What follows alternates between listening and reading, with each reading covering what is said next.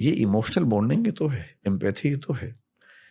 और emotional intelligence का concept waste में 20-25 साल पहले आया, लेकिन ये तो अतीत में कब से चल रहा है। जब बुद्ध कह रहे थे कि करुणा ही है जो संसार को जोड़ती है, जब भवभूति उत्तर रामचरितमानस में एक और रस करुण एवह कह रहे हैं कि दुनिया में एक ही रस है, वो करुण रस है, तो ऐसा थोड़ा ना कि एम्पैथी की ट्रेनिंग पश्चिम से सीखनी पड़ेगी। एम्पैथी तो अतीत में कितनी बार, वाल्मीकि हमारे संसार का पहला कवि, पहली बार कवि क्यों बना? क्रौंच पक्षी का जोड़ा खेल रहा था, एक शिकारी ने एक पक्षी को मार दिया, अब प्रेम में रत पक्षियों में से एक नीचे गिरा। वो जो मोमेंट है, उस मोमेंट में दुनिया का पहला कवि कवि बना है।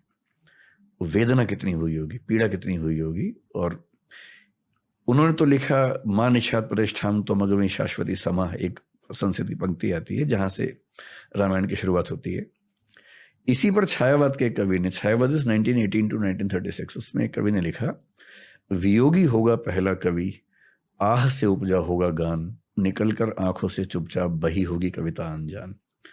पहली कविता तो आह से पैदा हुई होगी और आंखों से बही होगी। कविता लिखी थोड़ा ना जाती है, कविता तो बहती है आंखों से और जुबान से बहती है।